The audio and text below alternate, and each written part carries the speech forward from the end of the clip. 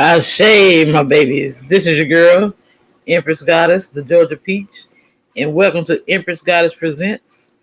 This is the Power of Awareness by Neville Goddard. I don't even have to explain who he is. Everybody knows who he is. So let's go ahead and get into it, okay, my loves? Audible.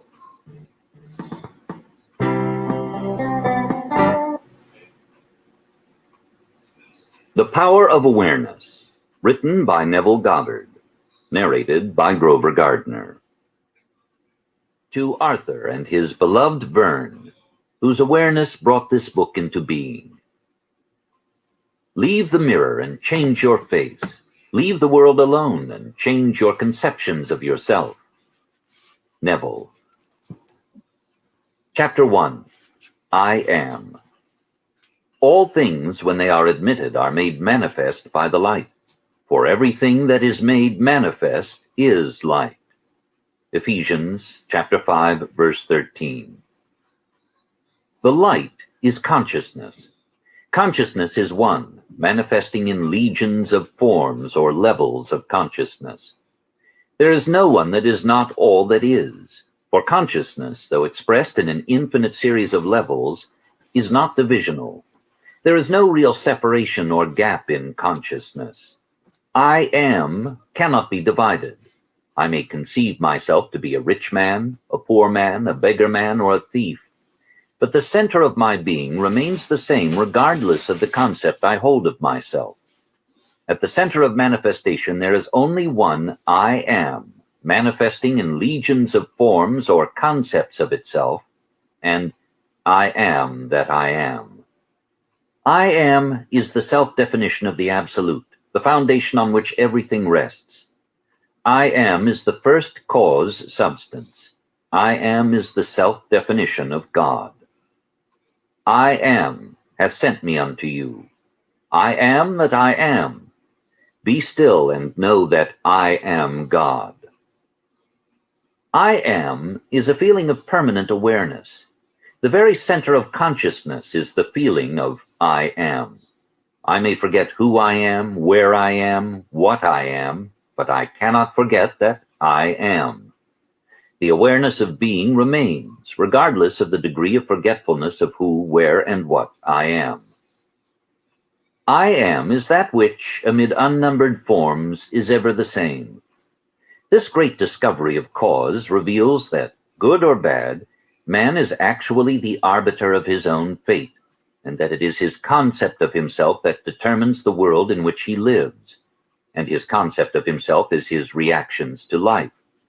In other words, if you are experiencing ill health, knowing the truth about cause, you cannot attribute the illness to anything other than to the particular arrangement of the basic cause substance, an arrangement which was produced by your reactions to life and is defined by your concept, I am unwell. This is why you are told, let the weak man say, I am strong, Joel chapter 3, verse 10. For by his assumption, the cause substance, I am, is rearranged, and must therefore manifest that which its rearrangement affirms. This principle governs every aspect of your life, be it social, financial, intellectual, or spiritual. I am is that reality to which, whatever happens, we must turn for an explanation of the phenomena of life. It is I am's concept of itself that determines the form and scenery of its existence. Everything depends upon its attitude towards itself. That which it will not affirm as true of itself cannot awaken in its world. That is, your concept of yourself, such as I am strong, I am secure, I am loved, determines the world in which you live. In other words, when you say, I am a man, I am a father, I am an American, you are not defining different I ams, you are defining different concepts or arrangements of the one cause substance, the one I am. Even in the phenomena of nature, if the tree were to articulate, it would say, I am a tree, an apple tree, a fruitful tree. When you know that consciousness is the one and only reality, conceiving itself to be something good, bad, or indifferent, and becoming that which it conceived itself to be, You are free from the tyranny of second causes, free from the belief that there are causes outside of your own mind that can affect your life. In the state of consciousness of the individual is found the explanation of the phenomena of life. If man's concept of himself were different, everything in his world would be different. His concept of himself being what it is, everything in his world must be as it is. There is only one I am, and you are that I am. And while I am is infinite, you, by your concept of yourself, are displaying only a limited aspect of the infinite I am. Build thee more stately mansions, O my soul. As the swift seasons roll, leave thy low vaulted past. Let each new temple, nobler than the last, shut thee from heaven with a dome more vast, till thou at length art free, leaving thine outgrown shell by life's unresting sea. Chapter 2. Consciousness. It is only by a change of consciousness, by actually changing your concept of yourself, that you can build more stately mansions, the manifestations of higher and higher concepts. By manifesting is meant experiencing the results of these concepts in your world. It is of vital importance to understand clearly just what consciousness is. The reason lies in the fact that consciousness is the one and only reality. It is the first and only cause substance of the phenomena of life. Nothing has existence for man save through the consciousness he has of it. Therefore, it is to consciousness you must turn, for it is the only foundation on which the phenomena of life can be explained. If we accept the idea of a first cause, it would follow that the evolution of that cause could never result in anything foreign to itself. That is, if the first cause substance is light, all its evolutions, fruits, and manifestations would remain light. The first cause substance being consciousness, all its evolutions, fruits, and phenomena must remain consciousness. All that could be observed would be a higher or lower form of variation of the same thing. In other words, if your consciousness is the only reality, it must also be the only substance. Consequently, what appears to you as circumstances, conditions, and even material objects are really only the products of your own consciousness. Nature, then, as a thing... I hope y'all listening about this law of attraction. I told you, as you say, as a man think, we have the power to create our own realities, my babies. Remember that. Or a complex of things external to your mind must be rejected. You and your environment cannot be regarded as existing separately. You and your world are one. Therefore, you must turn from the objective appearance of things to the subjective center of things, your consciousness, if you truly desire to know the cause of the phenomena of life, and how to use this knowledge to realize your fondest dreams. In the midst of the apparent contradictions, antagonisms, and contrasts of your life, there is only one principle at work, only your consciousness operating. Difference does not consist in variety of substance, but in variety of arrangement of the same cause substance, your consciousness. The world moves with motiveless necessity. By this is meant that it has no motive of its own, but is under the necessity of manifesting your concept. Consciousness is the arrangement of your mind, and your mind is always arranged in the image of all you believe and consent to as true. The rich man, poor man, beggar man, or thief are not different minds, but different arrangements of the same mind, in the same sense that a piece of steel, when magnetized, differs not in substance from its demagnetized state, but in the arrangement and order of its molecules. A single electron revolving in a specified orbit constitutes the unit of magnetism. When a piece of steel or anything else is demagnetized, the revolving electrons have not stopped. Therefore, the magnetism has not gone out of existence. There is only a rearrangement of the particles, so that they produce no outside or perceptible effect. When particles are arranged at random, mixed up in all directions, the substance is said to be demagnetized. But when particles are marshaled in ranks, so that a number of them face in one direction, the substance is a magnet. Magnetism is not generated, it is displayed. Health, wealth, beauty, and genius are not created. They are only manifested by the arrangement of your mind, that is, by your concept of yourself, and your concept of yourself is all that you accept and consent to as true. What you consent to can only be discovered by an uncritical observation of your reactions to life. Your reactions reveal where you live psychologically, and where you live psychologically determines how you live here in the outer visible world. The importance of this in your daily life should be immediately apparent. The basic nature of the primal cause is consciousness. Therefore, the ultimate substance of all things is consciousness. Chapter 3. Power of Assumption. Man's chief delusion is his conviction that there are causes other than his own state of consciousness. All that befalls a man, all that is done by him, all that comes from him, happens as a result of his state of consciousness. A man's consciousness is all that he thinks and desires and loves, all that he believes is true and consents to. That is why a change of consciousness is necessary before you can change your outer world. Rain falls as a result of a change in the temperature in the higher regions of the atmosphere. So, in like manner, a change of circumstance happens as a result of a change in your state of consciousness. Be ye transformed by the renewing of your mind. To be transformed, the whole basis of your thoughts must change. But your thoughts cannot change unless you have new ideas, or you think from your ideas. All transformation begins with an intense, burning desire to be transformed. The first step in the renewing of the mind is desire. You must want to be different and intend to be before you can begin to change yourself. Then you must make your future dream a present fact.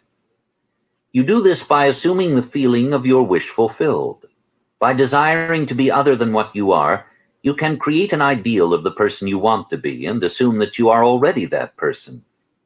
If this assumption is persisted in until it becomes your dominant feeling, the attainment of your ideal is inevitable.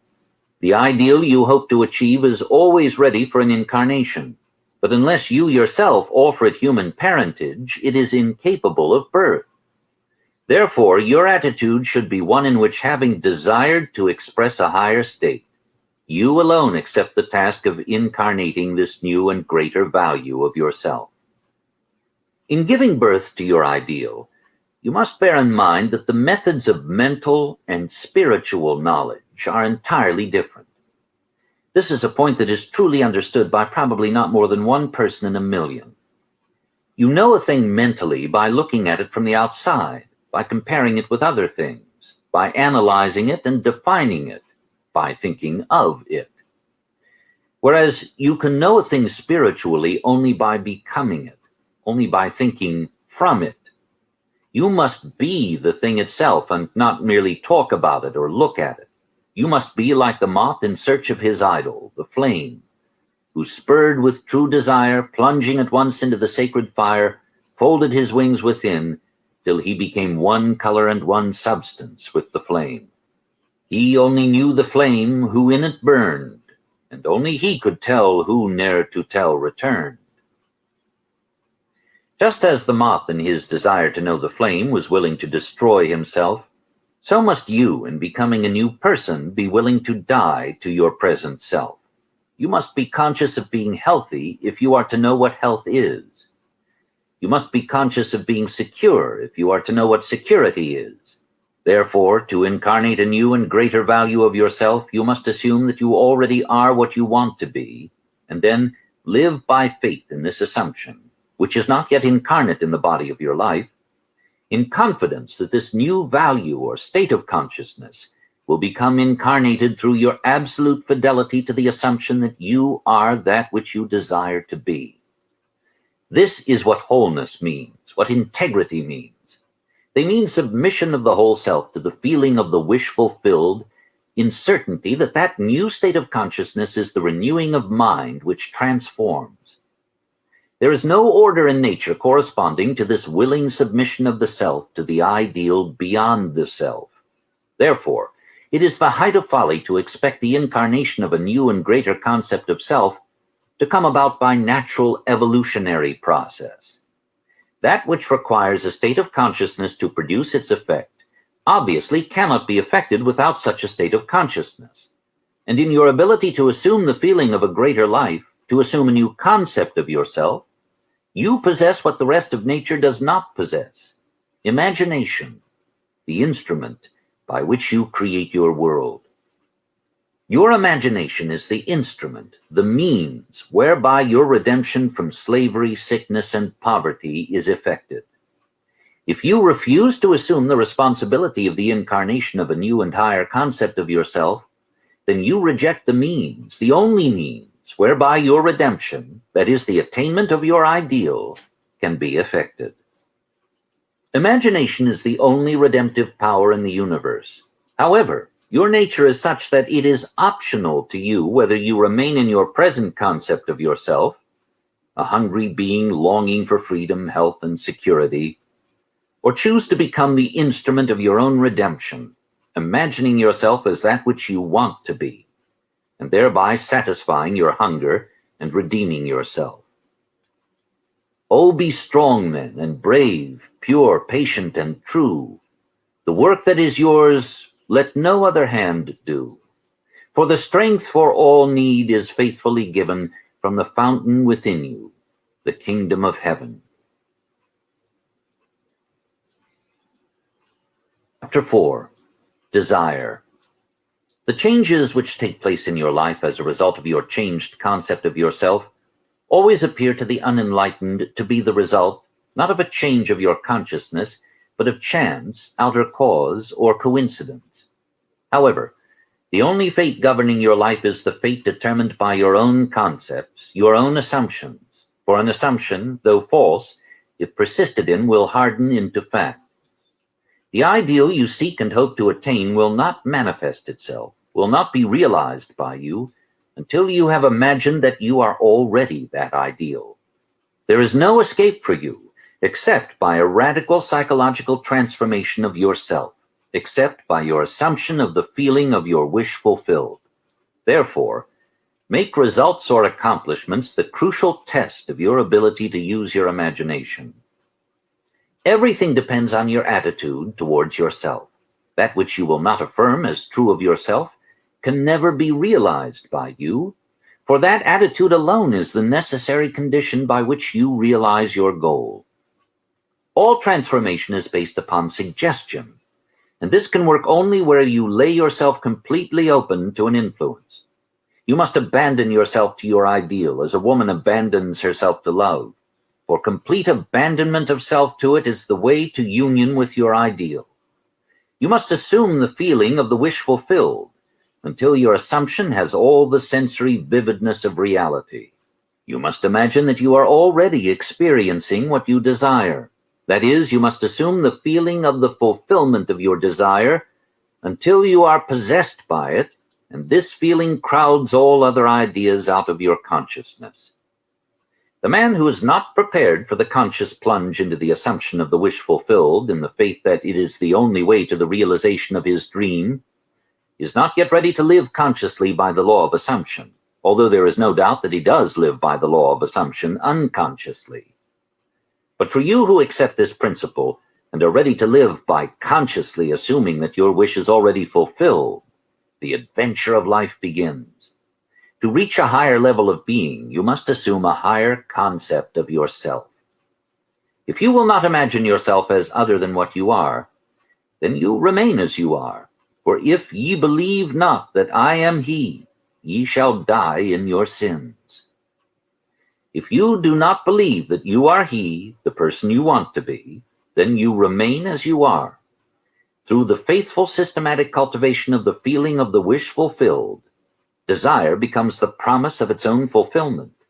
The assumption of the feeling of the wish fulfilled makes the future dream a present fact. Chapter 5. The Truth That Sets You Free. The drama of life is a psychological one in which all the conditions, circumstances, and events of your life are brought to pass by your assumptions. Since your life is determined by your assumptions, you are forced to recognize the fact that you are either a slave to your assumptions or their master. To become the master of your assumptions is the key to undreamed of freedom and happiness. You can attain this mastery by deliberate conscious control of your imagination. You determine your assumptions in this way. Form a mental image, a picture of the state desired, of the person you want to be. Concentrate your attention upon the feeling that you are already that person. First, visualize the picture in your consciousness. Then feel yourself to be in that state as though it actually formed your surrounding world. By your imagination, that which was a mere mental image is changed into a seemingly solid reality. The great secret is a controlled imagination and a well-sustained attention, firmly and repeatedly focused on the object to be accomplished. It cannot be emphasized too much that by creating an ideal within your mental sphere, by assuming that you are already that ideal, you identify yourself with it and thereby transform yourself into its image, thinking from the ideal instead of thinking of the ideal. Every state is already there as mere possibilities as long as we think of them, but as overpoweringly real when we think from them. This was called by the ancient teachers subjection to the will of God, or resting in the Lord. And the only true test of resting in the Lord is that all who do rest are inevitably transformed into the image of that in which they rest, thinking from the wish fulfilled. You become according to your resigned will. And your resigned will is your concept of yourself and all that you consent to and accept as true. You, assuming the feeling of your wish fulfilled and continuing therein, take upon yourself the results of that state. Not assuming the feeling of your wish fulfilled, you are ever free of the results. When you understand the redemptive function of imagination, you hold in your hands the key to the solution of all your problems. Every phase of your life is made by the exercise of your imagination. Determined imagination alone is the means of your progress, of the fulfilling of your dreams. It is the beginning and end of all creating. The great secret is a controlled imagination and a well-sustained attention firmly and repeatedly focused on the feeling of the wish fulfilled, until it fills the mind and crowds all other ideas out of consciousness. What greater gifts could be given you than to be told the truth that will set you free? The truth that sets you free is that you can experience in imagination what you desire to experience in reality. And by maintaining this experience in imagination, your desire will become an actuality. You are limited only by your uncontrolled imagination and lack of attention to the feeling of your wish fulfilled. When the imagination is not controlled and the attention not steadied on the feeling of the wish fulfilled, then no amount of prayer or piety or invocation will produce the desired effect. When you can call up at will whatsoever image you please, when the forms of your imagination are as vivid to you as the forms of nature, you are master of your fate. You must stop spending your thoughts, your time, and your money. Everything in life must be an investment. Visions of beauty and splendor, forms of a long-lost race, sounds and faces and voices from the fourth dimension of space, and on through the universe boundless, our thoughts go lightning-shod. Some call it imagination, and others call it God. Chapter 6. Attention. The double-minded man is unstable in all his ways. James chapter 1, verse 8. Attention is forceful in proportion to the narrowness of its focus, that is, when it is obsessed with a single idea or sensation. It is steadied and powerfully focused only by such an adjustment of the mind as permits you to see one thing only, for you steady the attention and increase its power by confining it. The desire which realizes itself is always a desire upon which attention is exclusively concentrated, for an idea is endowed with power only in proportion to the degree of attention fixed on it. Concentrated observation is the attentive attitude directed from some specific end. The attentive attitude involves selection. For when you pay attention, it signifies that you have decided to focus your attention on one object or state rather than on another. Therefore, when you know what you want, What's you up, must Steve? How deliberately you doing, focus your love? attention on the feeling of your wish fulfilled until that feeling fills the mind and crowds all other ideas out of consciousness. The power of attention is the measure of your inner force. Concentrated observation of one thing shuts out other things and causes them to disappear. Cooler. The great secret of I'll meet me success some is to saltines and focus the Vienna attention on sausage. the feeling of the wish fulfilled without permitting any distraction. All progress depends upon an increase of attention. The ideas which impel you to action are those which dominate the consciousness, those which possess the attention. The idea which excludes all others from the field of attention discharges in action.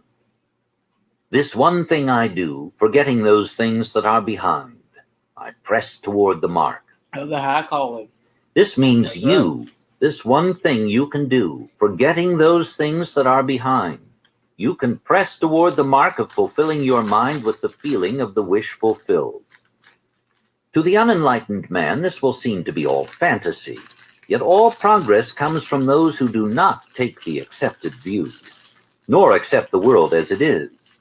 As was stated heretofore, if you can imagine what you please, and if the forms of your thought are as vivid as the forms of nature, you are, by virtue of the power of your imagination, master of your fate. As a man thinking. Your so is he. imagination is you yourself, and the world as your imagination sees it is the real world. When you set out to master the movements of attention, which must be done if you would successfully alter the course of observed events, it is then you realize how little control you exercise over your imagination, and how much it is dominated by sensory impressions and by a drifting on the tides of idle moods. To aid in mastering the control of your attention, practice this exercise. Night after night, just before you drift off to sleep, strive to hold your attention on the activities of the day in reverse order. Focus your attention on the last thing you did, that is, getting into bed, and then move it backward in time over the events until you reach the first event of the day, getting out of bed. This is no easy exercise, but just as specific exercises greatly help in developing specific muscles, this will greatly help in developing the muscle of your attention. Your attention must be developed, controlled, and concentrated in order to change your concept of yourself successfully. That's right. And thereby change your future. Imagination is able to do anything, but only according to the internal direction of your attention. If you persist night after night, sooner or later you will awaken in yourself a center of power and become conscious of your greater self, the real you. Attention is developed by repeated exercise or habit. Through habit, an action becomes easier, and so in course of time gives rise to a facility or faculty, which can then be put to higher uses. When you attain control of the internal direction of your attention, you will no longer stand in shallow water, but will launch out into the deep of life. You will walk in the assumption of the wish fulfilled, as on a foundation more solid even than earth. Chapter 7. Attitude. Experiments recently conducted by Merle Lawrence, Princeton, and Adelbert Ames, Dartmouth, in the latter's psychology laboratory at Hanover, New Hampshire, prove that what you see when you look at something depends not so much on what is there as on the assumption you make when you look. Since what we believe to be the real physical world is actually only an assumptive world, it is not surprising that these experiments prove that what appears to be solid reality is actually the result of expectations or assumptions. Your assumptions determine not only what you see, but also what you do, for they govern all your conscious and subconscious movements towards the fulfillment of themselves. Over a century ago, this truth was stated by Emerson as follows: "As the world was plastic and fluid in the hands of God, so it is ever to so much of his attributes as we bring to it. To ignorance and sin it is flint. They adapt themselves to it as they may, but in proportion as a man has anything in him divine, the firmament flows before him and takes his signet and form." Your assumption is the hand of God molding the firmament into the image of that which you assume. The assumption of the wish fulfilled is the high tide which lifts you easily off the bar of the senses where you have so long lain stranded. It lifts the mind into prophecy in the full right sense of the word. And if you have that controlled imagination and absorbed attention which it is possible to attain, you may be sure that all your assumption implies will come to pass. When William Blake wrote, "What seems to be is to those to whom it seems to be," he was only repeating the eternal truth. There is nothing unclean of itself, but to him that esteemeth anything to be unclean, to him it is unclean. Romans chapter 14, verse 14. Because there is nothing unclean of itself, or clean of itself, you should assume the best and think only of that which is lovely and of good report. It is not superior insight, but ignorance of this law of assumption, if you read into the greatness of men some littleness with which you may be familiar, or into some situation or circumstances an unfavorable conviction. Your particular relationship to another influences your assumption with respect to that other, and makes you see in him that which you do see. If you can change your opinion of another, then what you now believe of him cannot be absolutely true, but is only relatively true. The following is an actual case history illustrating how the law of assumption works. One day, a costume designer described to me her difficulties in working with a prominent theatrical producer. She was convinced that he unjustly criticized and rejected her best work, and that often he was deliberately rude and unfair to her. Upon hearing her story, I explained that if she found the other rude and unfair, it was a sure sign that she herself was wanting, and that it was not the producer, but herself that was in need of a new attitude. I told her that the power of this law of assumption and its practical application could be discovered only through experience, and that only by assuming that the situation was already what she wanted it to be could she prove that she could bring about the change desired. Her employer was merely bearing witness, telling her by his behavior what her concept of him was. I suggested that it was quite probable that she was carrying on conversations with him in her mind which were filled with criticism and recriminations. There was no doubt but that she was mentally arguing with the producer, for others only echo that which we whisper to them in secret. I asked her if it was not true that she talked to him mentally, and if so, what those conversations were like. She confessed that every morning on her way to the theater, she told him just what she thought of him in a way she would never have dared address him in person. The intensity and force of her mental arguments with him automatically established his behavior towards her. She began to realize that all of us carry on mental conversations, but unfortunately, on most occasions, these conversations are argumentative, that we have only to observe the passerby on the street to prove this assertion, that so many people are mentally engrossed in conversation, and few appear to be happy about it, but the very intensity of their feeling must lead them quickly to the unpleasant incident they themselves have mentally created, and therefore must now encounter. When she realized what she had been doing, she agreed to change her attitude and to live this law faithfully by assuming that her job was highly satisfactory and her relationship with the producer was a very happy one. To do this, she agreed that before going to sleep at night, on her way to work and at other intervals during the day, she would imagine that he had congratulated her on her fine designs, and that she, in turn, had thanked him for his praise and kindness. To her great delight, she soon discovered for herself that her own attitude was the cause of all that befell her. The behavior of her employer miraculously reversed itself. His attitude, echoing, as it had always done, that which she had assumed, now reflected her changed concept of him. What she did was by the power of her imagination. Her persistent assumption influenced his behavior and determined his attitude toward her. With the passport of desire on the wings of a controlled imagination, she traveled into the future of her own predetermined experience. Thus we see it is not facts, but that which we create in our imagination, which shapes our lives. For most of the conflicts of the day are due to the want of a little imagination to cast the beam out of our own eye. It is the exact and literal-minded who live in a fictitious world. As this designer, by her controlled imagination, started the subtle change in her employer's mind, so can we, by the control of our own imagination and wisely directed feeling, solve our problems. By the intensity of her imagination and feeling, the designer cast a kind of enchantment on her producer's mind and caused him to think that his generous praise originated with him. Often our most elaborate and original thoughts are determined by another. We should never be certain that it was not some woman treading in the winepress who began that subtle change in men's mind, or that the passion did not begin in the mind of some shepherd boy, lighting up his eyes for a moment before it ran upon its way. I hope everyone is doing well today. William Butler Yeats. Chapter 8. Renunciation. There is no coal of character so dead that it will not glow and flame if but slightly turned.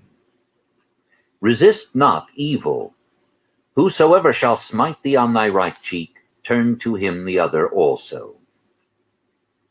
There is a great difference between resisting evil and renouncing it.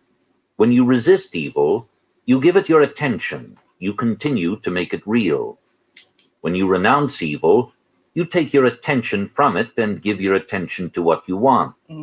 Now is the time to control your imagination and give beauty for ashes, joy for mourning, praise for the spirit of heaviness, that they might be called trees of righteousness, the planting of the Lord, that he might be glorified. You give beauty for ashes when you concentrate your attention on things as you would like them to be, rather than on things as they are. You give joy for mourning when you maintain a joyous attitude regardless of unfavorable circumstances. Exactly. You give praise for the spirit of heaviness when you maintain a confident attitude instead of succumbing to despondency. Right.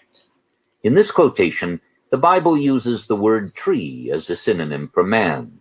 You become a tree of righteousness when the above mental states are a permanent part of your consciousness. You are a planting of the Lord when all your thoughts are true thoughts. He is I am, as described in chapter 1. I am is glorified when your highest concept of yourself is manifested. When you have discovered your own controlled imagination to be your savior, your attitude will be completely altered without any diminution of religious feeling, and you will say of your controlled imagination, "Behold this vine. I found it a wild tree, whose wanton strength had swollen into irregular twigs. But I pruned the plant, and it grew temperate in its vain expense of useless leaves, and knotted, as you see, into these clean, full clusters to repay the hand that wisely wounded it." By vine is meant your imagination, which in its uncontrolled state expends its energy in useless or destructive thoughts and feelings. But you, just as the vine is pruned by cutting away its useless branches and roots, prune your imagination by withdrawing your attention from all unlovely and destructive ideas and concentrating on the ideal you wish to attain. The happier, more noble life you will experience will be the result of wisely pruning your own imagination. Yes, be pruned of all unlovely thoughts and feelings, that you may think truly, and thy thoughts shall the world's famine feed. Speak truly, and each word of thine shall be a fruitful seed. Live truly, and thy life shall be a great and noble creed. Chapter 9. Preparing your place. And all mine are thine, and thine are mine. John chapter 17, verse 10.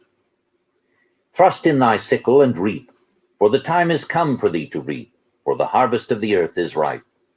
Revelation chapter 14, verse 15. All is yours. Do not go seeking for that which you are. Appropriate it, claim it, assume it. Everything depends upon your concept of yourself. That which you do not claim as true of yourself cannot be realized by you. The promise is, "Whosoever hath, to him it shall be given, and he shall have more abundance. But whosoever hath not, from him shall be taken away even that which he seemeth to have." Hold fast in your imagination to all that is lovely and of good report, for the lovely and the good are essential in your life if it is to be worthwhile. Assume it. You do this by imagining that you already are what you want to be, and already have what you want to have. As a man thinketh in his heart, So is he. so is he. That's right. Be still and know that you are that which you desire to be, and you will never have to search for it. In spite of your appearance of freedom of action, you obey, as everything else does, the law of assumption. Whatever you may think of the question of free will, the truth is your experiences throughout your life are determined by your assumptions. Whether conscious or unconscious, an assumption builds a bridge of incidents that lead inevitably to the fulfillment of itself.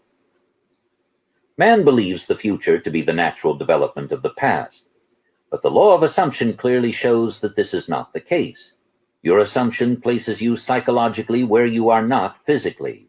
Then your senses pull you back from where you were psychologically to where you are physically. It is these psychological forward motions that produce your physical forward motions in time. Precognition permeates all the scriptures of the world.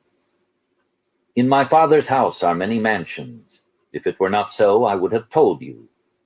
I go to prepare a place for you, and if I go and prepare a place for you, I will come again and receive you unto myself, that where I am, there ye may be also. That's right. And now I have told you before it came to pass, that when it is come to pass, ye might believe. John chapter 14, verses 2, 3, 29. The I in this quotation is your imagination, which goes into the future, into one of the many mansions. Mansion is the state desired. Telling of an event before it occurs physically is simply feeling yourself into the state desired until it has the tone of reality. You go and prepare a place for yourself by imagining yourself into the feeling of your wish fulfilled. Then you speed from this state of the wish fulfilled, where you have not been physically, back to where you were physically a moment ago. Then with an irresistible forward motion, you move forward across a series of events to the physical realization of your wish. That where you have been in imagination, there you will be in the flesh also. Unto the place from whence the rivers come, thither they return again. Ecclesiastes chapter 1, verse 7. Chapter 10. Creation. I am God, declaring the end from the beginning, and from ancient times things that are not yet done. Isaiah chapter 46, verses 9, 10. Creation is finished. Creativeness is only a deeper receptiveness, for the entire contents of all time and all space, while experienced in a time sequence, actually coexist in an infinite and eternal now. In other words, all that you have ever been or ever will be, in fact all that mankind ever was or ever will be, exists now. This is what is meant by creation. And the statement that creation is finished means nothing is ever to be created, it is only to be manifested. What is called creativeness is only becoming aware of what already is. You simply become aware of increasing portions of that which already exists. The fact that you can never be anything that you are not already or experience anything not already existing explains the experience of having an acute feeling of having heard before what is being said, or having met before the person being met for the first time, or having seen before a place or thing being seen for the first time. The whole of creation exists in you, and it is your destiny to become increasingly aware of its infinite wonders and to experience ever greater and grander portions of it. If creation is finished and all events are taking place now, the question that springs naturally to the mind is, what determines your time track? That is, what determines the events which you encounter? And the answer is your concept of yourself. Concepts determine the route that attention follows. Here is a good test to prove this fact. Assume the feeling of your wish fulfilled and observe the route that your attention follows. You will observe that as long as you remain faithful to your assumption, so long will your attention be confronted with images clearly related to that assumption. For example, if you assume that you have a wonderful business, you will notice how in your imagination your attention is focused on incident after incident relating to that assumption. Friends congratulate you, tell you how lucky you are. Others are envious and critical. From there, your attention goes to larger offices, bigger bank balances, and many other similarly related events. Persistence in this assumption will result in actually experiencing, in fact, that which you assume. The same is true regarding any concept. If your concept of yourself is that you are a failure, you would encounter in your imagination a whole series of incidents in conformance to that concept. Thus, it is clearly seen how you, by your concept of yourself, determine your present, that is, the particular portion of creation which you now experience, and your future, that is, the particular portion of creation which you will experience. Chapter 11. Interference. You are free to choose the concept you will accept of yourself. Therefore, you possess the power of intervention, the power which enables you to alter the course of your future. The process of rising from your present concept to a higher concept of yourself is the means of all true progress. The higher concept is waiting for you to incarnate it in the world of experience. Now unto him that is able to do exceeding abundantly above all that we ask or think, according to the power that worketh in us, unto him be glory. Ephesians chapter 3, verse 20. Him that is able to do more than you can ask or think is your imagination, and the power that worketh in us is your attention. Understanding imagination to be him that is able to do all that you ask, and attention to be the power by which you create your world, you can now build your ideal world. Imagine yourself to be the ideal you dream of and desire. Remain attentive to this imagined state, and as fast as you completely feel that you are already this ideal, it will manifest itself as reality in your world. He was in the world, and the world was made by him, and the world knew him not. The mystery hid from the ages, Christ in the hope of glory. The he in the first of these quotations is your imagination. As previously explained, there is only one substance. This substance is consciousness. It is your imagination which forms this substance into concepts, which concepts are then manifested as conditions, circumstances, and physical objects. Thus, imagination made your world. This supreme truth, with but few exceptions, man is not conscious of. The mystery, Christ in you, referred to in the second quotation, is your imagination by which your world is molded. The hope of glory is your awareness of the ability to rise perpetually to higher levels. Christ is not to be found in history nor in external forms. You find Christ only when you become aware of the fact that your imagination is the only redemptive power. This is discovered. The towers of dogma will have heard the trumpets of truth, and like the walls of Jericho, crumble to dust.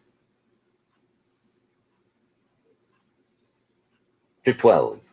Subjective control. Your imagination is able to do all that you ask in proportion to the degree of your attention. All progress, all fulfillment of desire depend upon the control and concentration of your attention.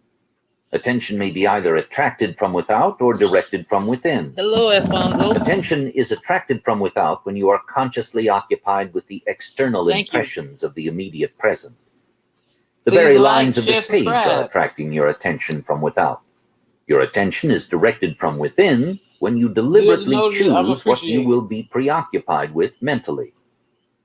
It is obvious that in the objective world, your attention is not only attracted by, but is constantly directed to external impressions. But your control in the subjective state is almost non-existent, for in this state attention is usually the servant and not the master, the passenger and not the navigator of your world. There is an enormous difference between attention directed objectively and attention directed subjectively, and the capacity to change your future depends on the latter. When you are able to control the movements of your attention in the subjective world, you can modify or alter your life as you please. But this control cannot be achieved if you allow your attention to be attracted constantly from without. Each day, set yourself the task of deliberately withdrawing your attention from the objective world and of focusing it subjectively. In other words, concentrate on those thoughts or moods which you deliberately determine. Then those things that now restrict you will fade and drop away. The day you achieve control of the movements of your attention in the subjective world, you are master of your fate. You will no longer accept the dominance of outside conditions or circumstances. You will not accept life on the basis of the world without. Having achieved control of the movements of your attention and having discovered the mystery hid from the ages, that Christ in you is your imagination, you will assert the supremacy of imagination and put all things in subjection to it. Chapter 13. Acceptance. Man's perceptions are not bounded by organs of perception. He perceives more than sense, though ever so acute, can discover. However much you seem to be living in a material world, you are actually living in a world of imagination. The outer physical events of life are the fruit of forgotten blossom times, results of previous and usually forgotten states of consciousness. They are the ends running true to oft-times forgotten imaginative origins. Whenever you become completely absorbed in an emotional state, you are at that moment assuming the feeling of the state fulfilled. If persisted in, whatsoever you are intensely emotional about, you will experience in your world. These periods of absorption, of concentrated attention, are the beginnings of the things you harvest. It is in such moments that you are exercising your creative power, the only creative power there is. At the end of these periods, or moments of absorption, you speed from these imaginative states, where you have not been physically, to where you were physically an instant ago. In these periods, the imagined state is so real that when you return to the objective world and find that it is not the same as the imagined state, it is an actual shock. You have seen something in imagination with such vividness that you now wonder whether the evidence of your senses can now be believed. And like Keats, you ask, was it a vision or a waking dream? Fled is that music. Do I wake or sleep? This shock reverses your time sense. By this is meant that instead of your experience resulting from your past, it now becomes the result of being in imagination where you have not yet been physically. In effect, this moves you across a bridge of incident to the physical realization of your imagined state. The man who at will can assume whatever state he pleases has found the keys to the kingdom of heaven. The keys are desire, imagination, and a steadily focused attention on the feeling of the wish fulfilled. To such a man, any undesirable objective fact is no longer a reality, and the ardent wish no longer a dream. Prove me now herewith, saith the Lord of hosts, if I will not open you the windows of heaven, and pour you out a blessing that there shall not be room enough to receive it. Malachi chapter 3, verse 10. The windows of heaven may not be opened and the treasures seized by a strong will, but they open of themselves and present their treasures as a free gift. A gift that comes when absorption reaches such a degree that it results in a feeling of complete acceptance. The passage from your present state to the feeling of your wish fulfilled is not across a gap. There is continuity between the so-called real and unreal. To cross from one state to the other, you simply extend your feelers, trust your touch, and enter fully into the spirit of what you are doing. Not by might nor by power, but by my spirit, saith the Lord of hosts. Assume the spirit, the feeling of the wish fulfilled, and you will have opened. Alfonso, I really appreciate you, dropping in and speaking to me. Peace and blessings to you and your family. I really wish, I could get this information out to a whole lot more in the collective. But I guess because I'm not getting enough views or getting enough likes, and YouTube not really pushing me out into the algorithms or whatever they call that. But I'm thankful for the ones that I do have. I'm always gonna keep an attitude of gratitude and stay positive, my loves. Try to uplift as much as I can. Windows to receive the blessing. To assume a state is to get into the spirit of it. Your triumphs will be a surprise only to those who do not know your hidden passage from the state of longing to the assumption of the wish fulfilled. The Lord of hosts will not respond to your wish until you have assumed the feeling of already being what you want to be. For acceptance is the channel of his action. Acceptance is the Lord of hosts in action. Chapter 14. The Effortless Way. The principle of least action governs everything in physics from the path of a planet to the path of a pulse of light. Least action is the minimum of energy multiplied by the minimum of time. Therefore, in moving from your present state to the state desired, you must use the minimum of energy and take the shortest possible time. Your journey from one state of consciousness to another is a psychological one. So, to make the journey, you must employ the psychological equivalent of least action, and the psychological equivalent is mere assumption. The day you fully realize the power of assumption, you discover that it works in complete conformity with this principle. It works by means of attention minus effort. Thus, with least action through an assumption, you hurry without haste and reach your goal without effort. Because creation is finished, what you desire already exists. It is excluded from view because you can see only the contents of your own consciousness. It is the function of an assumption to call back the excluded view and restore full vision. It is not the world, but your assumptions that change. An assumption brings the invisible into sight. It is nothing more nor less than seeing with the eye of God, i.e., imagination. For the Lord seeth not as a man seeth, for man looketh on the outward appearance, but the Lord looketh on the heart. The future becomes the present when you imagine that you already are what you will be when your assumption is fulfilled. Be still, least action, and know that you are that which you desire to be. The end of longing should be being. Translate your dream into being. Perpetual construction of future states without the consciousness of already being them, that is, picturing your desire without actually assuming the feeling of the wish fulfilled, is the fallacy and mirage of mankind. It is simply futile daydreaming.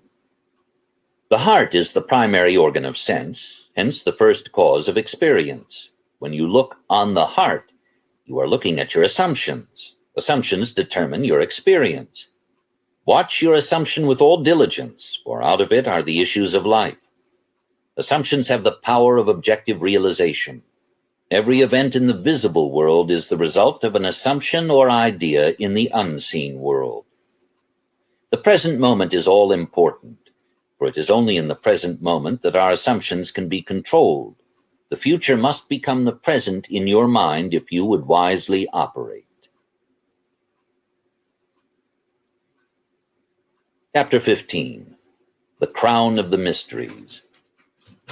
The assumption of the wish fulfilled is the ship that carries you over the unknown seas to the full. I can't make it up, my love. I tell y'all this every day. Your heart, what I tell y'all, if y'all be listening, I tell you, mind your thoughts, keep your heart pure. Because you manifest what you have in your heart, you manifest what you think, and what comes out of your mouth. Fulfillment of your dream. The assumption is everything. Realization is subconscious and effortless. Assume a virtue if you have it not. Act on the assumption that you already possess that which you sought. Blessed is she that believed, for there shall be a performance of those things which were told her from the Lord. As the Immaculate Conception is the foundation of the Christian mysteries, so the Assumption is their crown. Psychologically, the Immaculate Conception means the birth of an idea in your own consciousness unaided by another. For instance, When you have a specific wish or hunger or longing, it is an immaculate conception in the sense that no physical person or thing plants it in your mind. It is self-conceived. Every man is the Mary of the Immaculate Conception, and birth to his idea must give. The Assumption is the crown of the mysteries, because it is the highest use of consciousness. When in imagination you assume the feeling of the wish fulfilled, you are mentally lifted up to a higher level. When, through your persistence, this assumption becomes actual fact, you automatically find yourself on a higher level. That is, you have achieved your desire in your objective world. Your assumption guides all your conscious and subconscious movements towards its suggested end so inevitably that it actually dictates the events. The drama of life is a psychological one, and the whole of it is written and produced by your assumptions. Learn the art of assumption, for only in this way can you create your own happiness. Chapter 16. Personal Impotence. Self-surrender is essential, and by that is meant the confession of personal impotence. I can of mine own self do nothing. Since creation is finished, it is impossible to force anything into being. The example of magnetism previously given is a good illustration. You cannot make magnetism, it can only be displayed. You cannot make the law of magnetism. If you want to build a magnet, you can do so only by conforming to the law of magnetism. In other words, you surrender yourself or yield to the law. In like manner, when you use the faculty of assumption, you are conforming to a law just as real as the law governing magnetism. You can neither create nor change the law of assumption. It is in this respect that you are impotent. You can only yield or conform, and since all of your experiences are the result of your assumptions, consciously or unconsciously, the value of consciously using the power of assumption surely must be obvious. Willingly identify yourself with that which you most desire, knowing that it will find expression through you.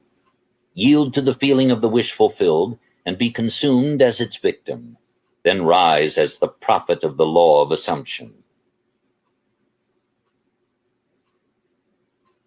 Chapter 17.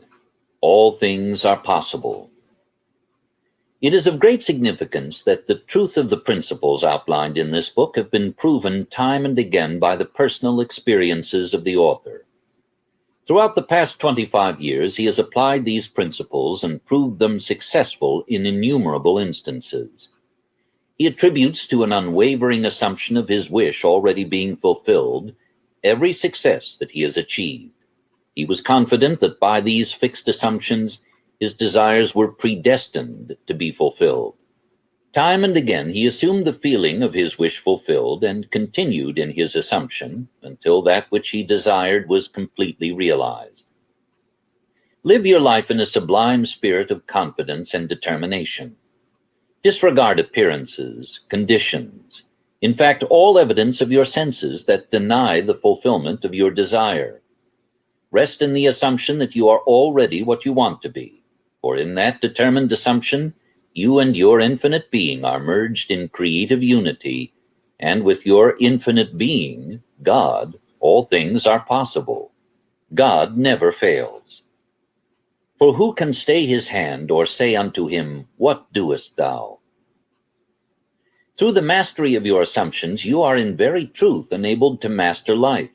It is thus that the ladder of life is ascended. Thus the ideal is realized. The clue to the real purpose of life is to surrender yourself to your ideal with such awareness of its reality that you begin to live the life of the ideal and no longer your own life as it was prior to this surrender. He calleth things that are not seen as though they were, and the unseen becomes seen. Each assumption has its corresponding world. If you are truly observant, you will notice the power of your assumptions to change circumstances which appear wholly immutable. You, by your conscious assumptions, determine the nature of the world in which you live. Let me tell y'all a secret. Everybody always talking about the Masons and all that stuff, right? Occult and esoteric. That's what this is he's talking about. This is the occult means hidden. Things that are hidden in plain sight. The Bible is esoteric, symbolisms and allegories. See, Christianity teaches the exoteric, the outer meaning, the belief, this thing that everybody believes that the Bible means. But is it not written in your scriptures that ye are God? Nor the present state, and assume the wish fulfilled. Claim it, it will respond. The law of assumption is the means by which the fulfillment of your desires may be realized.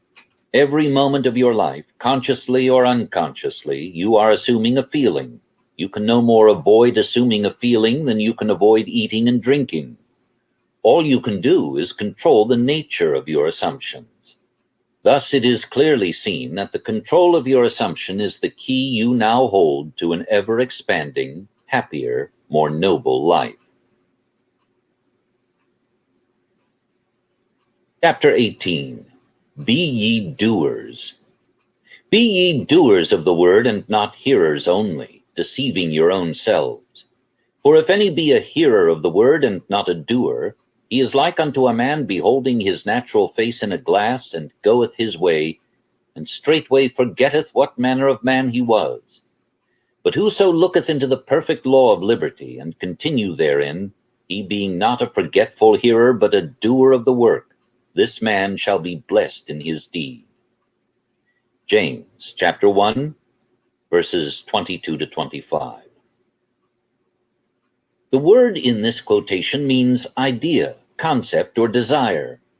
You deceive yourself by hearing only, when you expect your desire to be fulfilled through mere wishful thinking. Your desire is what you want to be, and looking at yourself in a glass is seeing yourself in imagination as that person. Forgetting what manner of man you are is failing to persist in your assumption. The perfect law of liberty is the law which makes possible liberation from limitation, that is, the law of assumption. To continue in the perfect law of liberty is to persist in the assumption that your desire is already fulfilled. You are not a forgetful hearer when you keep the feeling of your wish fulfilled constantly alive in your consciousness. This makes you a doer of the work, and you are blessed in your deed by the inevitable realization of your desire. You must be doers of the law of assumption, for without application, the most profound understanding will not produce any desired result. Frequent reiteration and repetition of important basic truths runs through these pages. Where the law of assumption is concerned, the law that sets man free, this is a good thing. It should be made clear again and again, even at the risk of repetition. The real truth seeker will welcome this aid in concentrating his attention upon the law which sets him free. The parable of the master's condemnation of the servant who neglected to use the talent given him is clear and unmistakable. Having discovered within yourself the key to the treasure house, you should be like the good servant who by wise use multiplied by many times the talents entrusted to him. The talent entrusted to you is the power to consciously determine your assumption. The talent not used, like the limb not exercised, withers and finally atrophies. What you must strive after is being. In order to do, it is necessary to be. The end of yearning is to be. Your concept of yourself can only be driven out of consciousness by another concept of yourself. By creating an ideal in your mind, you can identify yourself with it until you become one and the same with the ideal, thereby transforming yourself into it. The dynamic prevails over the static, the active over the passive. One who is a doer is magnetic and therefore infinitely more creative than any who merely hear. Be among the doers. Chapter 19. Essentials. The essential points in the successful use of the law of assumption are these. First, and above all, yearning, longing, intense burning desire. With all your heart you must want to be different from what you are. Intense burning desire, combined with intention to make good, is the mainspring of action, the beginning of all successful ventures. In every great passion which achieves its objective, desire is concentrated and intention. You must first desire and then intend to succeed. As the hart panteth after the water brooks, so panteth my soul after thee, O God. Blessed are they that hunger and thirst after righteousness, for they shall be filled. Here, the soul is interpreted as the sum total of all you believe, think, feel, and accept as true. In other words, your present level of awareness. God, I am, is the power of awareness, the source and fulfillment of all desire. This quotation describes how your present level of awareness longs to transcend itself. Righteousness is the consciousness of already being what you want to be. Second, cultivate physical immobility, a physical incapacity not unlike the state described by Keats in his Ode to a Nightingale. A drowsy numbness pains my senses, as though of hemlock I had drunk. It is a state akin to sleep, but one in which you are still in control of the direction of attention. You must learn to induce this state at will, but experience has taught that it is more easily induced after a substantial meal, or when you wake in the morning feeling very loath to arise. Then you are naturally disposed to enter this state. The value of physical immobility shows itself in the accumulation of mental force which absolute stillness brings with it. It increases your power of concentration. Be still and know that I am God. Well, I'm gonna do this. The end of part 1 for the day. Let's listen to a little bit of this Steve tarot here.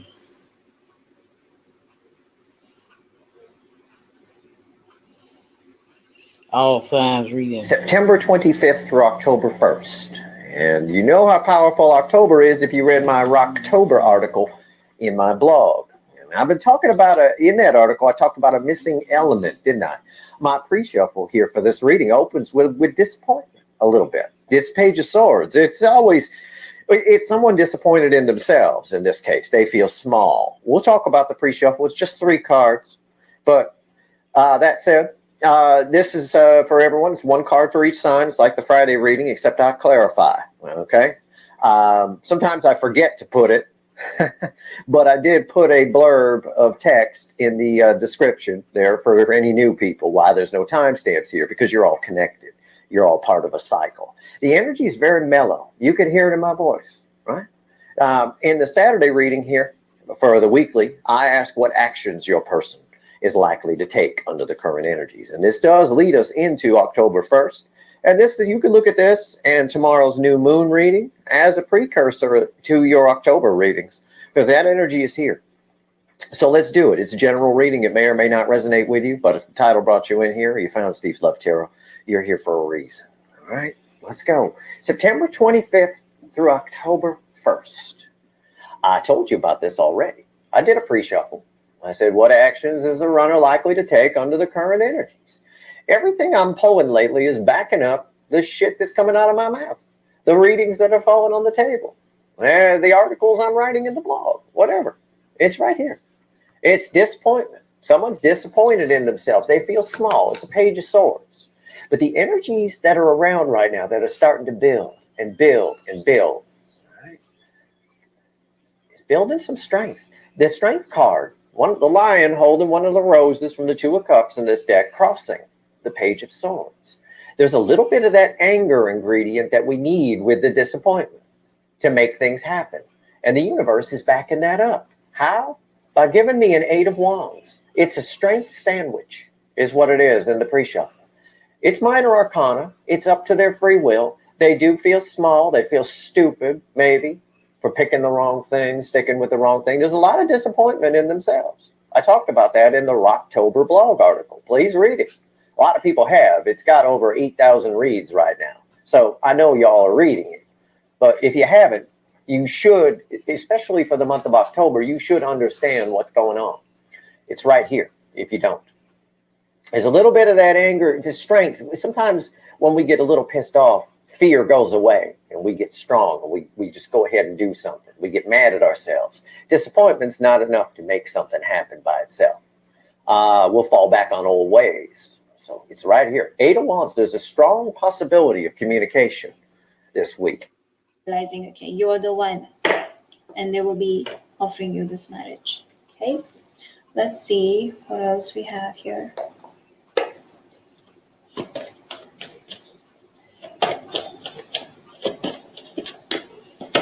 This is the one. So when they see you, they know that this is the one. They'll put a ring on your finger, and there's a heart-to-heart connection between you guys. It's not a basic one. It's something that is through their heart. They're going to feel like as if their heart is coming out when they see you.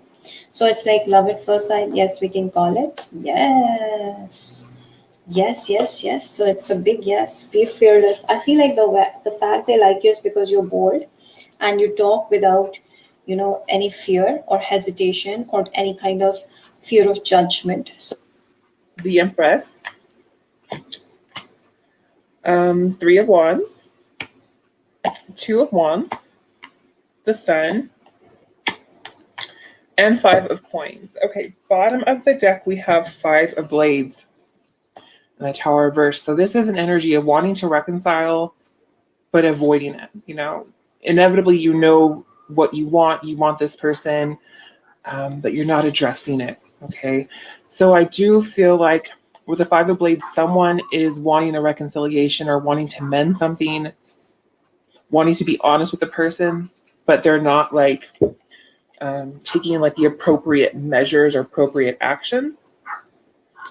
Someone's definitely resisting in this situation. All right, so let's look at your person first. Okay, your person's energy, or what they're showing you, is 6 of Blades. Okay, so it seems like this person has kind of just left the situation, but left baggage. Okay, this is someone who definitely has not dealt with the situation when it comes to you. This is someone who, they feel like they have to get to calmer waters. This is someone going towards their happiness, facing the sun. I definitely feel like something wasn't addressed. Let's see what else is going on. Tell me more about this person, please. Why the 6 of Blades? But this person definitely has their back turned towards you.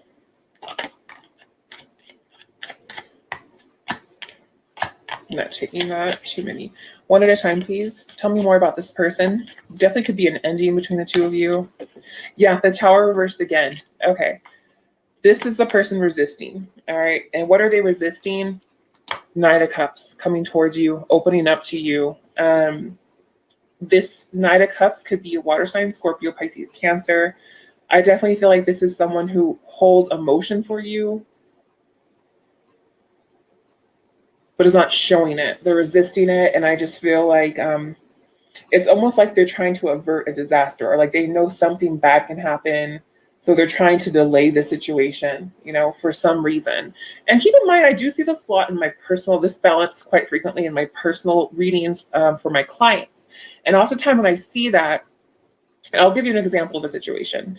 Let's say there's children involved, or, some sort of shared finances or something with another person, or something in another person's life, work or stress at work or something like that, where they just can't come to you fully right now, but they're going to come back for that bag. Okay, someone needs to come back for that bag.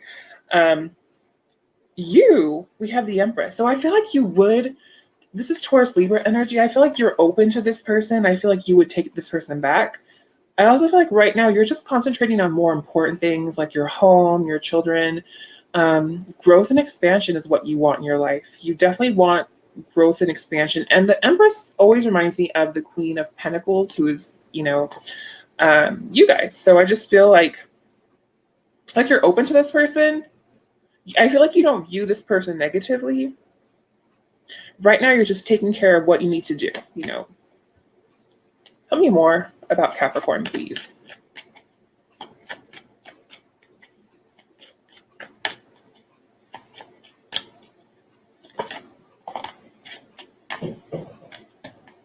And why the 8 of Wands? Yeah, see, you're not communicating to this person, but I feel like you're still open to them. There's just been a delay. Yeah, so you're both avoiding each other. With the Three of Wands, it's like you're playing it safe. You're both playing it safe, and it's so bizarre. Like this person is like masking this Knight of Cups energy towards you. And even though you're not talking to this person, it's like you're playing it safe with the Three of Wands reversed, but your arms are wide open, and this person's holding a cup for you. It's like you're still holding on to this connection. You're unhappy with how things turned out. You could be at a distance from this person, but you want them to return. It's just you're not taking action, or there's some sort of delay here, but your arms are open to them. And great, now I have open arms in my head. I'm about to bump that when I'm done with this video. I'm about to bump some Journey, but I like that song. But yeah, I feel like you do have, like, you're open to it. You're not negative with this person. You're not harboring hate toward this person. But how this person really feels about you is the same. Your Three of Wands, their Three of Wands, both reversed. So again, I just feel like this person has doubts when it comes to you. I feel like this person is also still holding on to the past when it comes to you. There is a kind of like a sense of failure, like what they wanted to accomplish with you has not been accomplished with you. And if you look here, there's that bag, there's that backpack, and out of all this deck, I think I only have 2 or 3 cards with a backpack in it. And I just feel like this person maybe wanted to climb higher with you, but it was never achieved. Tell me more, please. How does this person truly feel about Capricorn? Why the Three of Wands, please?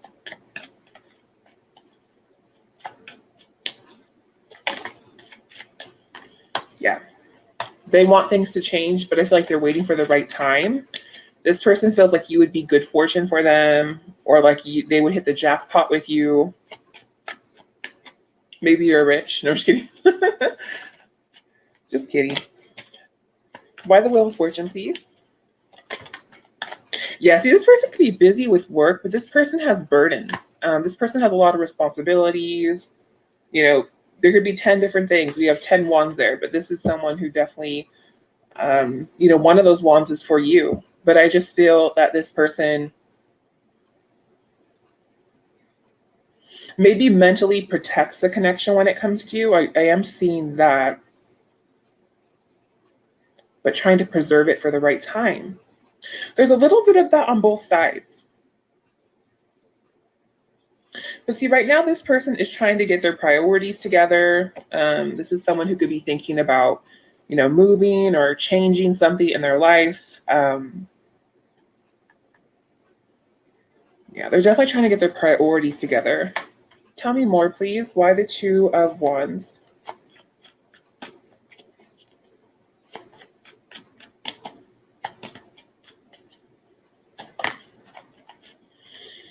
Yeah, they're being very secretive from you. They could be secretly planning something, but this is someone who I feel like is kind of gone within with the High Priestess here.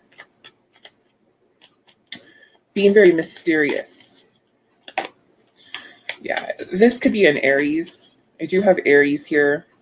But this is someone who could be focusing on the responsibilities. The Emperor is someone who can be a boss at work, can be like a more mature, older person. Maybe this person's older than you, an older man or whatever. But they're trying to get balance in their life. And I feel like that's why they're kind of pulling away. There's something that they're trying to accomplish. Okay. So unfortunately, when it comes to you and the connection, it's just the current energy is not in the most positive right now with the Sun here. Some of you could be dealing with a Leo or a Pisces. I forgot to say that with the High Priestess here. But with the Sun in reverse, I just feel like, unfortunately, at this moment in time, it's not going to change, but this person's working hard. This person is working hard to give it the connection, the change that it should have. Tell me more, please. Why the Sun?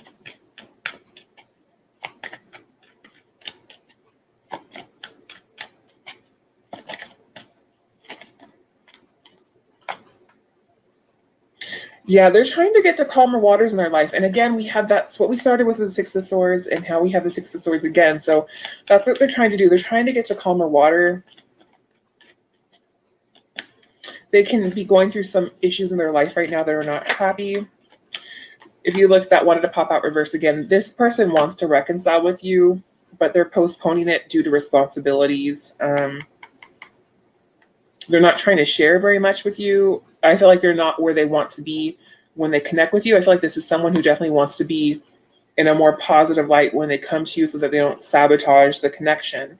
That's actually a good thing. I tell a lot of people that too. It's like when you get with someone or when you're with someone, you want to make sure that the debris is cleared, like all the clutter is gone. You know, if you're talking with someone, I'll give you an example. Like my uncle, he's a Capricorn, okay, like you guys, and he has a new girlfriend. She's a Capricorn as well. I love her. You know, she's the kind of girl, she comes to my house and she brings food. I'm like, you don't have to bring food. I already have, you know, we cooked a bunch of food for you. But she always brings like something delicious. She's completely the Queen of Pentacles. And, you know, I'm Queen of Pentacles moon too, so I vibe with her. And she is sweet, but he sits there and he starts talking about his ex, or he'll call his ex stupid. I'm like, in my head, I'm like, oh my God, I want to pull him aside and be like, don't talk about her in front of the new girl. Like, do not, like, that's telling me that you're not over your ex. You know what I mean? And it drives me nuts that he does that. Because I'm like, dang it, because I don't want him to lose a gem because he keeps mentioning this, you know, muddy old rock over there. And I'm just like, you know, I just don't want him to do it. So that's an example. Sorry, you guys, I don't want to get off track, but I'm just saying. With the Five of Coins here, this connection, you know, action this person's going to be taking towards you. Again, I feel like this is someone who's worried on their coins, so about their coins. So I don't feel like this is someone who is going to be approaching you. I feel like it's going to remain stagnant. Tell me more, please. Actions this person will be taking towards Capricorn when the video finds a viewer. Yeah, see, they've kind of gone off path. You know, they kind of gone off path. They've kind of put this on the back burner right now. I feel like this person's lonely though. So just be aware, you know, I do get a lonely energy from this person. So they may not be connecting with other people. You may not know that. But this is someone heavily focused on completing a project. Yeah, so I feel like there will continue to be no communication. If you guys feel like this is just, you know, a situation that will probably never be resolved or whatever, you know, you can't change people. You know, there's no reason to put your life on hold for someone if, you know, they don't care about you. Like if you know for certain this person doesn't care about you, or, you know, your situation is different from this situation, don't put your life on hold. You know, you could be focusing on the wrong person when Mr. or Mrs. Right could be right behind you. If this is someone that you still care about and you sense that they still care about you, I do see that in this reading, okay?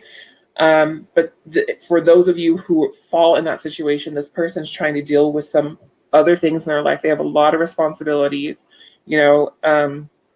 I could certainly even understand, like, because where this person's at right now, like I'm kind of in a similar situation where it's like I'm trying so hard to get out of my department and go into a better department, and it's controlling my whole life. So people do get consumed with that. You know, I realize, oh shoot, I haven't talked to my friend in this long, or I haven't done this, or I haven't spoke to this person. I realize I do put people, because work comes first to me, unfortunately. Sometimes so much time goes by that I realize I haven't spoken to a person. So I can kind of understand in that situation, but it's not fair to lead someone on or to put someone, you know, on pause. Okay, so let's go ahead and get some more messages for you. What else do we have for Capricorn about this situation?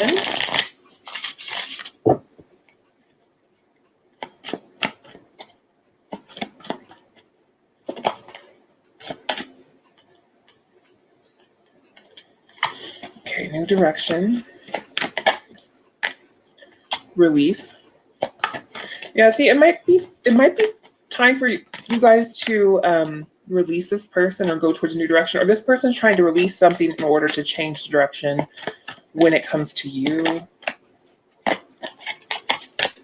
One more, please.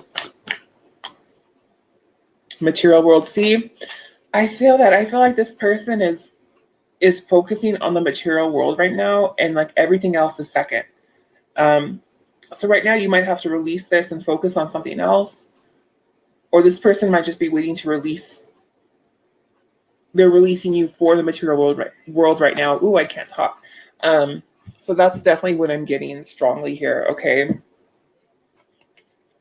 For those of you who haven't spoken to this person in some time, what message would they like to tell Capricorn from their higher self? Ooh, too many.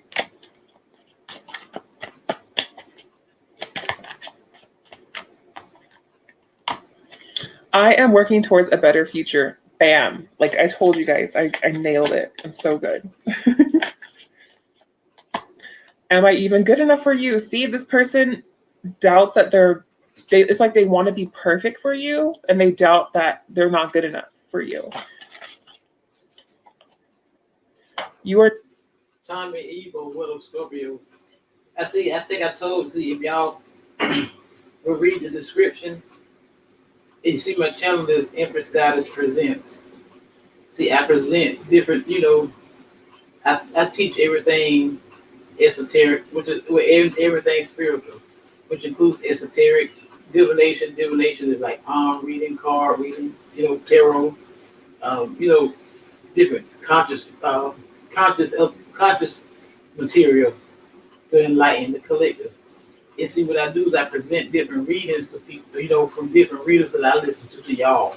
So if y'all like these readers, go over to their channel and subscribe to them.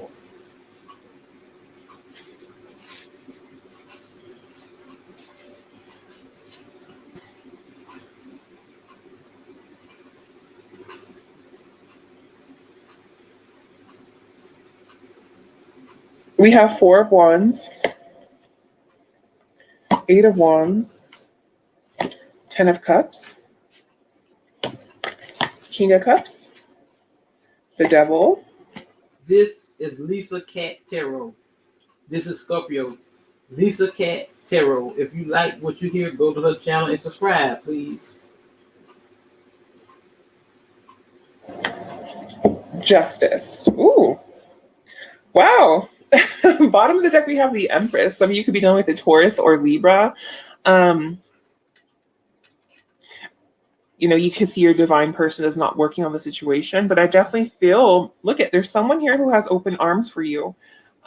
This could be you wanting to give growth, an expansion to a situation, or wanting to welcome a person back, but they're not working on it, or just wanting to take a person back after it didn't work out initially. So someone has their arms open towards you, and I feel like they, want to give you a hug. Your energy right now, I feel like you're in a much better place, because it's like, I feel like your person is coming up as 4 of Wands. So I feel like you've definitely either met someone new. It's a well-balanced connection. I feel like someone views you as very positive, because your person is just coming up as just happy, celebratory, rejoicing, well-balanced. I feel like this person suits you very much so. Some of you could see yourself as like in a soul connection with this person, with the 4 of Wands here. It is my soul card. Tell me more, please. Why the 4 of Wands? Tell me about Scorpio's person.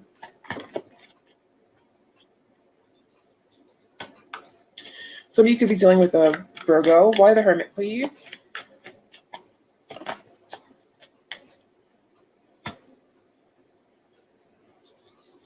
Yeah, this is definitely someone who I feel like you guys suit each other very well, but this person has gone off path to you.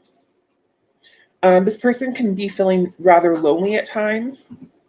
With the Strength in the reverse, I feel like this person is, it could be a Leo. Like I said, that sun did pop out earlier. But this is someone who maybe doesn't feel strong enough to make a situation right with you. They don't know how to fix the situation with you, but they could be wanting to to balance it out, okay? But your energy here, we have the Eight of Wands. So you definitely could have already moved on from this person, or maybe you would like to message them. You know, maybe you would like to hear from them. But definitely you could be really consumed with looking for a new place to stay. You might be moving, like I said. Tell me more, please. Why the Eight of Wands?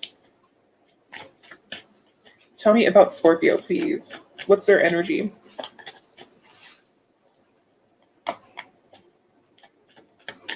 Yeah, you're really consumed with finances right now.